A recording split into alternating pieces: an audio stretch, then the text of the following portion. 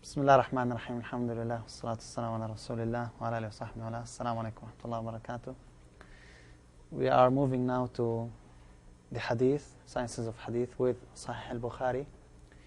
And we will move to the book of trials, or Kitab al-Fitan.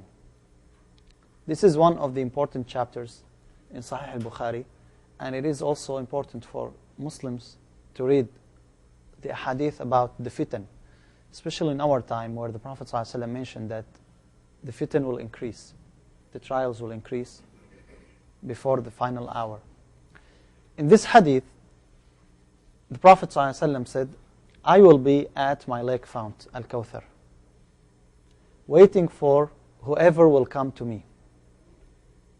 Then some people will be taken away from me, whereupon I will say, my followers. It will be said, you don't know what they turned.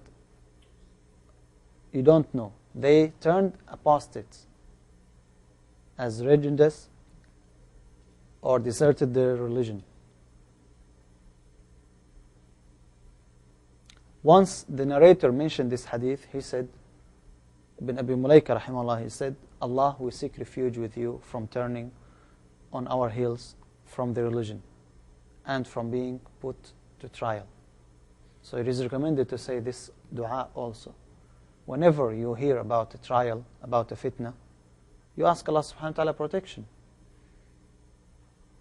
The Prophet ﷺ used to say, Allahumma inna na'udhu bika min al-fitan, ma dhahara minha wa ma batan. We seek refuge with you, O Allah, from the fitan. Because some people, unfortunately, they think that it is good to have fitan. The reward is tremendous for the one who stayed fast in the time of fitna. But you don't know. Maybe you will be exposed to the fitna and you cannot become steadfast. So you will lose everything.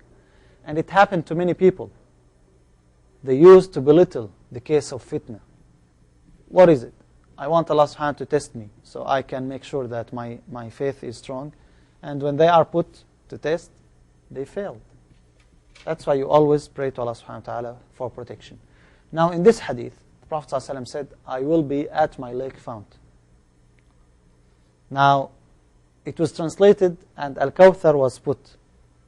So here in this hadith we have the name of that lake fount, Al-Kawthar. Do you remember in Aqidah we mentioned that there is difference of opinion. Some scholars said Al-Kawthar is different than the lake fount. Do you remember that or no? Do you remember that? Al-Kawthar is a river in paradise. But here the Prophet ﷺ is talking about what? Hawd, the pool. And the pool is inside paradise or outside? It is outside. So some scholars said they are the same. The river is inside, but the pool is outside, but it is the same one. And some said they are different. So this is one thing. Is that lake fount Al-Kawthar or not?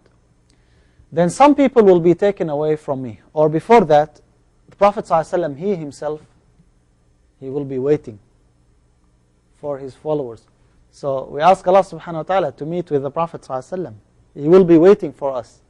Look at the love of the Prophet ﷺ to his followers.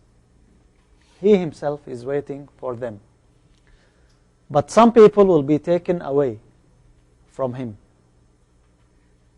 And the Prophet ﷺ would say, my followers. How the Prophet ﷺ knows that they are his followers? Those who come later, like me, you and others. How does he know that we are his followers? The sign of wudu. Yes. He will know. But then how those people will be taken away? Or why? Innovation. What about some or many of the Shia who say that the companions of the Messenger ﷺ, they apostate after the Prophet ﷺ? And that's the evidence. Because they will come and the angels will take them away.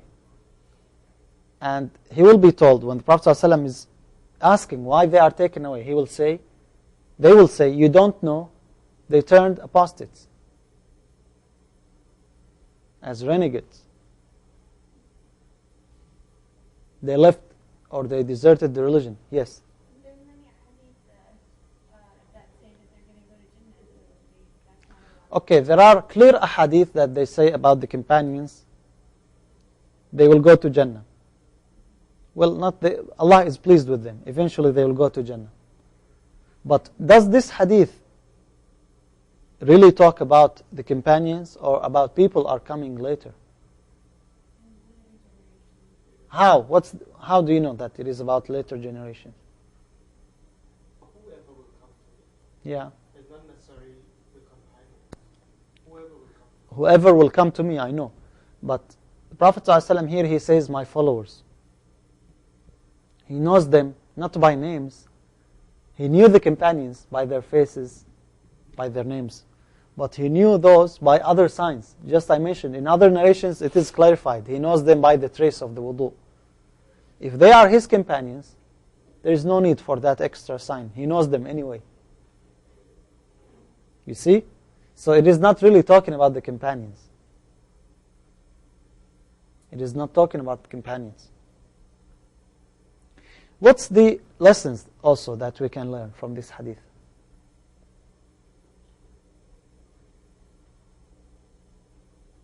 The hadith says that the people go to Rasul Sallallahu, right, waiting for whoever will come to you. Yeah. Right? So the people will go to the prophets, their prophets. The people will go to their prophets, yeah.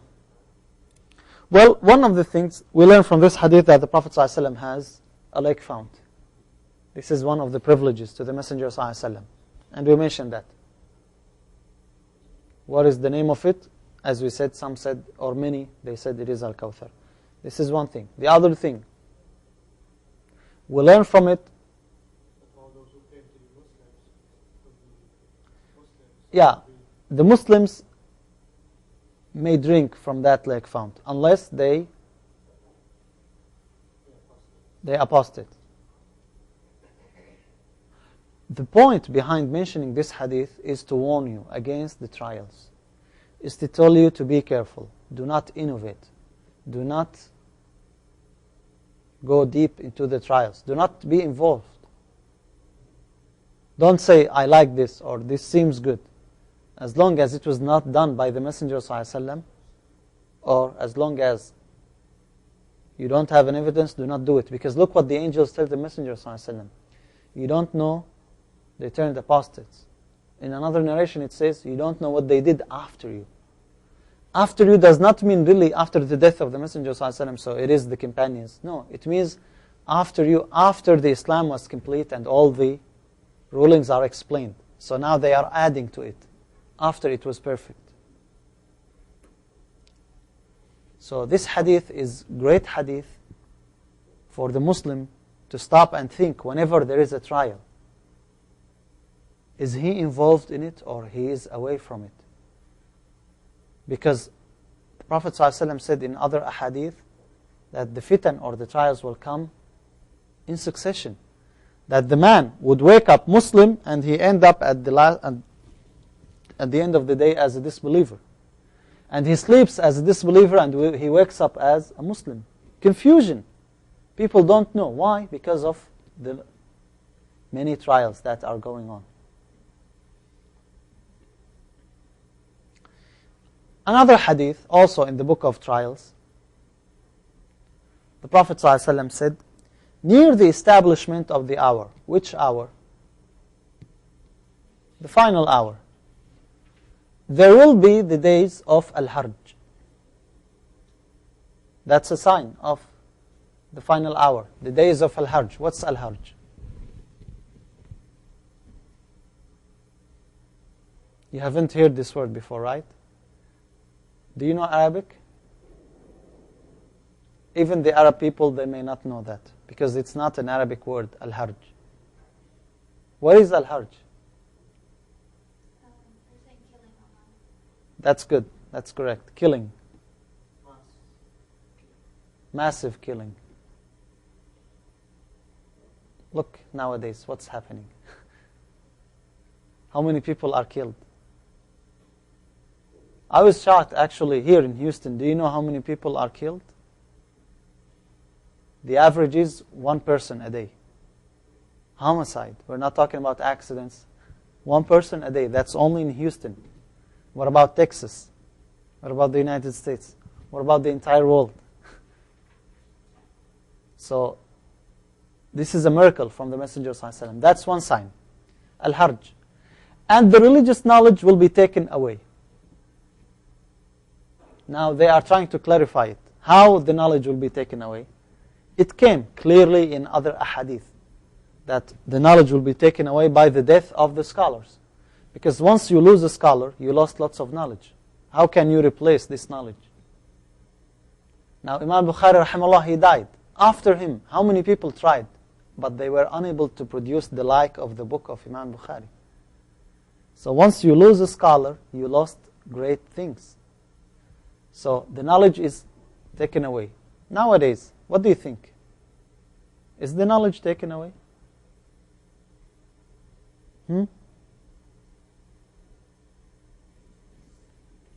What do you think? We have, mashallah, we have, how many universities do we have? How many institutions? How many? Yes. The knowledge is there because we have it preserved in the books, but the implementation of that knowledge. In the books. Is it really in the books? That's the knowledge? I mean, you have lots of books. You may have libraries filling. How many people are using the books? Yes. How many people are implementing, applying, using? How can you list to me 10 real scholars? Real scholars. There are very few scholars left. The real scholars. And that is loss. That is the loss of knowledge. This real scholar is not the one who knew one issue or he read one book. Because some people think if they read one book, that's it. There is a great loss of knowledge. And general ignorance will spread. Isn't that the case nowadays? But again, the science is advanced, very advanced. We have lots of devices that utilizing technology and information. So how would the Prophet ﷺ say ignorance will spread? Do you agree that nowadays ignorance is spread or not? Yes? How can you say this? People have PhD, they have... I've met PhDs who don't know the thing themselves when they use the restroom. Unfortunately, that's true. Regardless of the high degree that they have, they are very ignorant. Do you know CARE? They conducted a survey on Americans few months back, maybe in August or July. What do they think of Muslims? They worship the moon. 10% of them. 10% of the average Americans, they said that Muslims worship the moon. What do you think of this? There is great ignorance. Forget about non-Muslims. Let's talk about Muslims. Is there ignorance or not? How many people are able to pray properly, fast properly, read the Quran properly? Muslims. Who talks in the name of Islam? PhDs and medical doctors. And is this knowledge or ignorance? Who gives fatwas? Many times, unfortunately, it's not the people, the educated people, the people of knowledge. That's ignorance. That's exactly what the Messenger ﷺ said.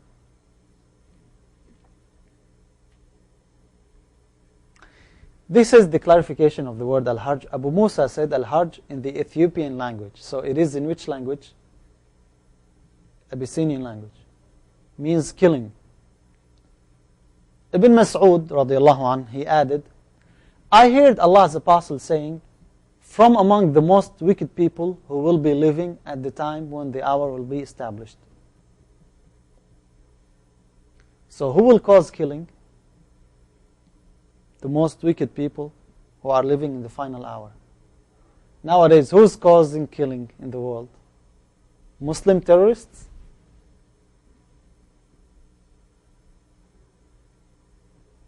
There will be killing. And it is happening. Now again, we're not talking about natural disasters, because that's also one of the signs. But killing means people are doing it.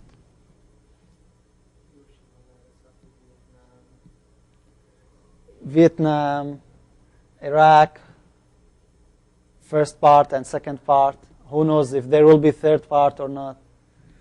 Palestine, Lebanon, and anyway.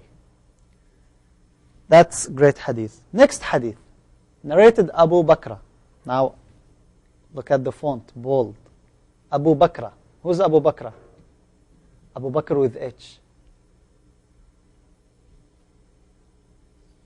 Do you know who's Abu Bakr? Just like in the exam, narrated Salama. Many of you said he is the son of Salama, the wife of the Messenger Sallallahu Alaihi Wasallam.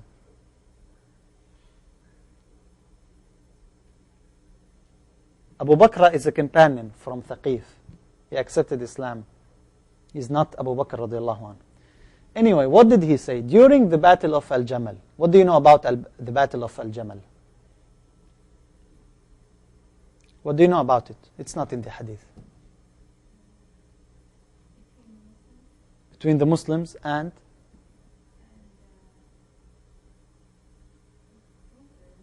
amongst the Muslims. Between the Muslims and the Muslims. Between who and who? Ali and Aisha. Yes. The Battle of Al-Camel, it refers to the camel of Aisha radiallahu anha. What happened in the time of Ali radiallahu anha in Al-Kufa? Aisha, she moved from Medina, she went to Al-Kufa. She did not intend to fight or nothing. Aisha radiallahu anha, Talha, Az-Zubayr radiallahu anhum, they went there. But things did not go the way they wanted, and eventually there was a battle. That battle was called Al-Jamal, and lots of Muslims were killed. Now, what's the relationship between this hadith and the book we are studying, Trials? Because that was a trial between Muslims themselves. Sometimes the trials is not caused by the kuffar. Many times, actually, it is caused by Muslims. This was one of the trials. So in that battle, Allah benefited me. Abu Bakr radiallahu anhu, he is saying, Allah benefited me with a word I heard from the Prophet ﷺ. Because Abu Bakr, he was intending to go with Aisha. But he stopped. He remembered what the Prophet ﷺ said. When the Prophet ﷺ heard the news that the people of the Persia had made the daughter of Kisra their queen, he said, never will succeed such a nation as makes a woman their leader. لن يفلح قوم ولوا أمرهم امرأة. So what happened to Abu Bakr radiallahu anhu? He was intending to go, but then he remembered that the Prophet ﷺ said, people will never succeed if they gave their major matters to a woman. So he said, I cannot go while Aisha radiallahu anha is the leader, so he went back. He is saying that Allah benefited me with this word. How? Because if he was there, he may get killed. Even if he did not get killed, he consider himself as participating in fitna. What do you think of this hadith? Because actually, many people, they say this hadith is problematic. And some of them said this hadith is weak. Because they want to ignore this hadith. They don't want to apply it. Especially some women. They say, what do you mean? What do you mean by this hadith, anyway? Do you mean that women are less significant than men? Less intelligent than men? Why we discriminate between men and women? Why people will succeed if a man was their leader, and they won't succeed if a woman was their leader? What's the difference? How do we implement this hadith? What do we understand from this hadith?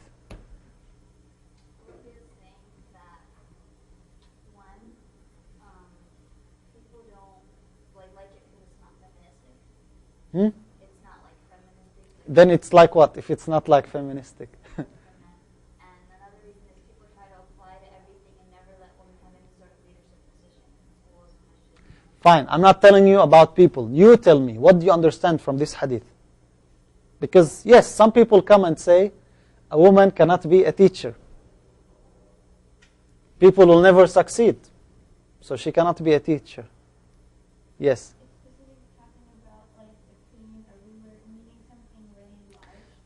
Meaning something very large. So what about this something very large? Can a woman be the leader? Depends on what it is exactly. Like, Country. no. She cannot. Why? Why she cannot? That's the question. Why can't she? The people Why? That's the question. How about some countries that there were women like Margaret Thatcher in England, like Pakistan, Benazir, what's her name? But yeah. What do you think? What's the difference? Why? Her nature is different. Very emotional. She has, for her, she needs. What if she was not emotional? That's their by nature. They're emotional. You can't escape that. Like for witnesses, you need more women witnesses because sometimes it's difficult for them to remember what they've seen, and so therefore it would be difficult for her to be a leader in such a large scale. So what do you think? How do you interpret this hadith? What do you tell a man who comes to you and tells you, look, your religion says a woman cannot be a leader? What? Is it the race that or the gender that counts? Male versus female or what? What do you say? Because that's one of the things that the kuffar nowadays. Well, nowadays, like the whole topic of a woman being pregnant or Yeah. is very controversial. I think even with like Islam, that now there's a woman whether it's Yes, exactly. Now, is it permissible? Is it permissible for a woman to be a teacher in a class for 50 students? Is it permissible for a woman to be secretary of Department of State? Yes or no? Is she allowed to be president of organization that has 50 or 60,000 members? So, what do you think? What do you say? Based on this hadith.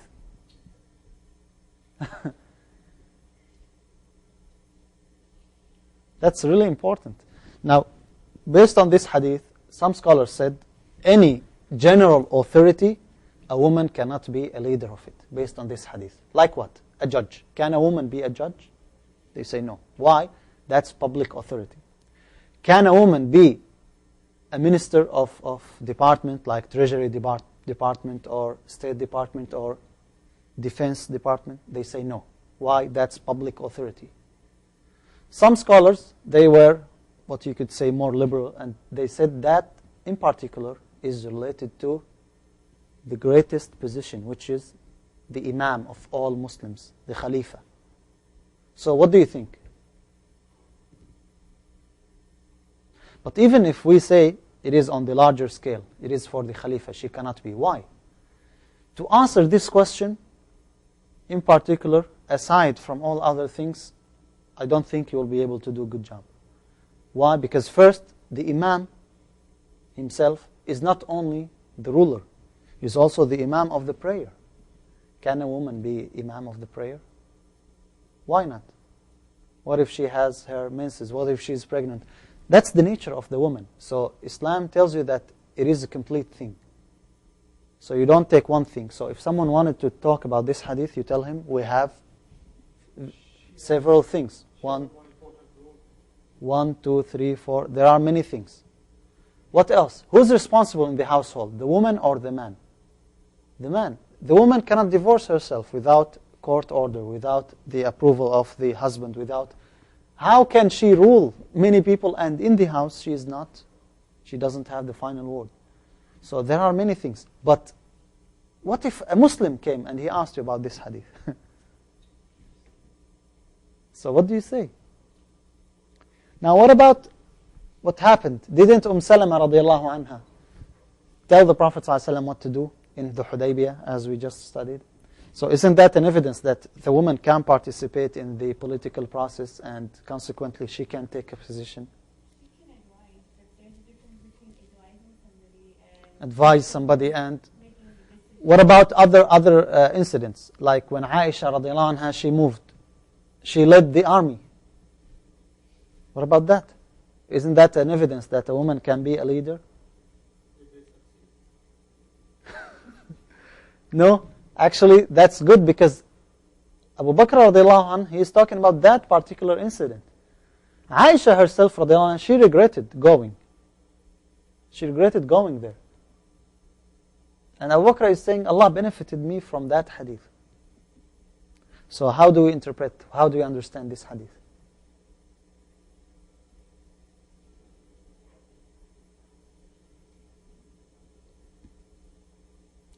Now, what about ISNA or ICNA or other organizations? Can a woman be the leader there? MSA already happened. There was a president, and she was female. Now, ISNA, yeah. What do you think? Some women, they were even attempting, and it happened. They led the prayer and they made khutbah. So, Imam. Really? MashaAllah. Very liberal Muslims. So what do you think? Yes. Okay, so if a woman has a role which, I mean, she's not ruling a nation, like say she's like, it doesn't require her to be like an imam, like to lead the prayer, but she has other roles that will be some sort of a leadership role, but it's not necessarily like a religious role, like she's going to be the imam of anything. I think it's okay. But if it goes more into like a whole organization or a nation, then I don't think it's okay. Yes, here again, you need to look why the Prophet ﷺ is saying this. Success is related to what? Is it really related to like female versus male? No. It is related to what is based on that authority, on that responsibility. Again, Islam, when it came, it made every possible thing to make people equal. But equal in what? If you say equal in everything, that's not justice. To establish justice, that's what Islam came to. So for women, there are certain things they cannot do. They cannot lead the prayer. They cannot pray themselves. How can you ask her to be like the leader? But it's not really like, because she is female, she cannot do a good job. She can do. But does that mean if she can do a good job, we will appoint her as the leader of the entire nation or everything? No. What is the limit? According to this hadith, the limit is the highest position. Or any other general position that religious things are related to. So, like in Madhab of Abu Hanifa rahimahullah, they say there is no problem in hiring a judge, female judge. The majority of scholars said no. Why? Because not she is a female, but because she is a female, she has emotions. She has obligatories also. Physically, she may not be ready, so she may do injustice while she doesn't know. So she cannot be a judge. In other positions, like leader of an organization, what's the problem? That does not mean they will fail. If it's an organization and she's doing a good job. But if that position is attached to many religious responsibilities, then yes, she cannot be a leader.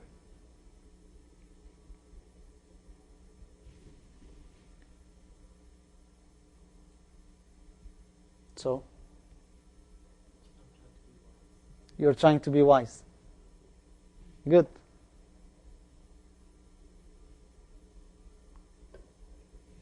The next hadith, narrated Ibn Umar radiallahu anhuma, Allah's apostle said, if Allah sends punishment upon a nation, then it befalls upon the whole population, indiscriminately. And then they will be resurrected and judged according to their deeds.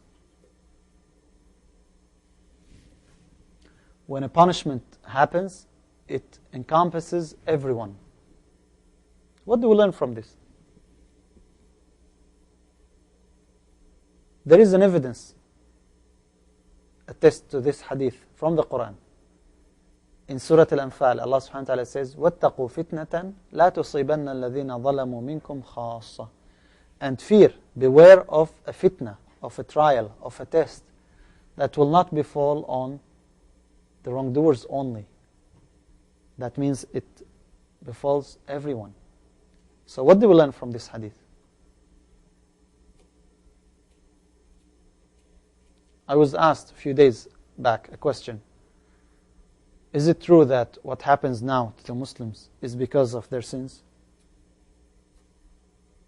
How does the Muslim look to the trial or the fitna or the punishment? The punishment that's coming from Allah subhanahu wa ta'ala in a form of natural disaster, like an earthquake, hurricane, tornado, tsunami, whatever. How do we look to these things? It may be a punishment. But if it's a punishment, that does not mean that everyone is a wrongdoer. Because maybe there are people who are good doers, but the punishment included them. That won't harm them. Why? When they are resurrected, Allah subhanahu wa ta'ala will reward each one according to what they deserve. And the example also, when the Mahdi comes. Prophet ﷺ mentioned that an army will be sent from Ash-Sham to destroy Al-Mahdi, but the earth will swallow that army. Aisha radhiallahu anha told the Prophet ﷺ, what if there were some soldiers that they were forced to go? They made them go. Prophet ﷺ told her that they will be resurrected, and they will be resurrected according to their intentions. So, is it always a punishment? Or if it's punishment, does that mean that those people were bad? Maybe, and maybe not. Ali radiallahu anhu, he said, مَا نَزَلَ بَلَاءٌ إِلَّا بِذَنْبٍ. The test will not come except because of a sin that was committed. And it will not be removed unless a tawbah is made. But you look to other ahadith, like when the Prophet ﷺ says, the people who will be tested in this life most, who are they? The believers? The prophets. أشد الناس بلاء الأنبياء. The prophets. Those are the ones who will be tested most. And then the true believers, the next and the next in degree. So you need to take all these ahadith in account. So again, the bottom line, what does this hadith mean?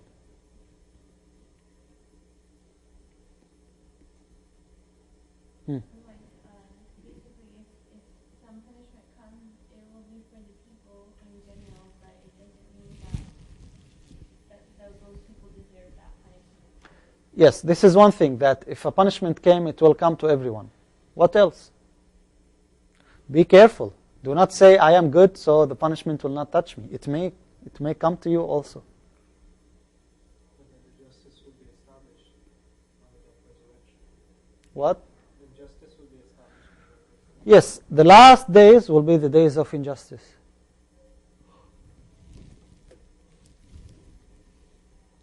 Okay, the next hadith. This is very interesting hadith. Narrated Abu Hurairah radiallahu anh, Allah's Apostle said, the Prophet ﷺ said, soon the river, Al-Furat, Euphrates, will disclose the treasure of gold. In Sahih Muslim, it was mentioned clearly, mountain of gold.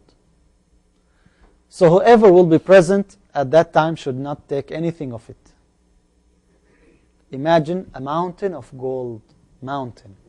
It is not 1 kilogram, 2 kilograms, it is mountain of gold. But do not take anything of it. Al-A'raj, he is the successor, the narrator from Abu Hurairah radiallahu anh, narrated from Abu Hurairah that the Prophet ﷺ said the same, but he said it will uncover a mountain of gold under it. Where is that river? Euphrates. Al-Furat. Iraq, and there are no rivers in Kuwait. Well, in Iraq. Iraq only? It starts from Turkey. Yeah. It goes down from, it passes across Syria, Iraq, to the Persian Gulf. It is a long river. It comes across 3 countries. But imagine that, and there are dams. There is a dam in Turkey, there is a dam in Syria. And I think there is another dam in Iraq. No wonder there is a war now in Iraq. Do the believers believe more in the hadith than some of them? Well, if you see the mountain of gold, I mean, can you resist going there? You should. That's what the Prophet ﷺ said. If you hear of it, do not go. Why? What will happen? In the other narration it came, out of every 100 people, 99 will be killed. Only one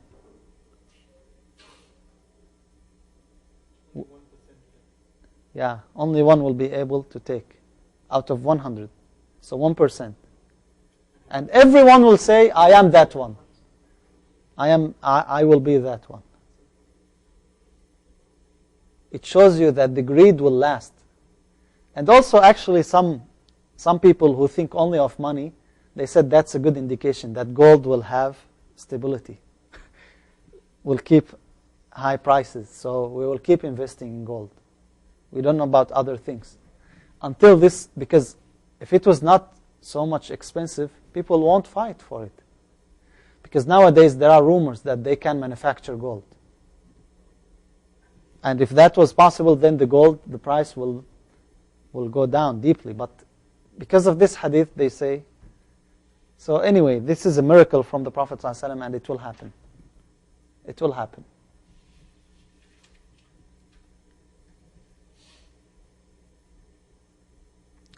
The last hadith we will take for today, inshallah. And again, it is in the book of trials. Narrated Haritha bin Wahab, radiallahu anh. I heard Allah's Apostle saying, give in charity, because there will come a time on the people when a person will go out with his alms from place to place, but will not find anybody to accept it. That's an opposite of the previous hadith. Now you want to give money and no one is accepting it. Again, it is a miracle from the Prophet ﷺ, because he's telling you about something will happen in the future. Did it happen? It happened. When? When did it happen? The time of Umar ibn Abdul Aziz. After 2 years. 2 years. He only took the Khilafah for 2 years, and that happened. See the greatness of Islam. And it will happen in the time of Isa alayhi salam, when he comes. So you should hasten for doing good things, because you don't know now. You intend to do good, but you cannot. People are not accepting it. But that's glad tidings, when we will have people that will not say, give me more, give me more. It is enough.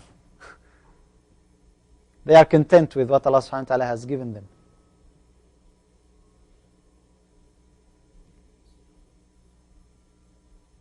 Nowadays, no matter how much you get, you want more and more and more. Okay, we'll stop here, inshallah. Is there any question about the hadith that we took? Next class, we will finish the Sahih al-Bukhari, inshallah. What's the last chapter? What's the last book in Sahih al-Bukhari? The book of Oneness. Tawheed. Kitab al-Tawheed. That's what we will study, inshallah, next class. We'll stop here. هذا وصلى الله وسلم على محمد وعلى صحبه أجمعين. Is there any questions?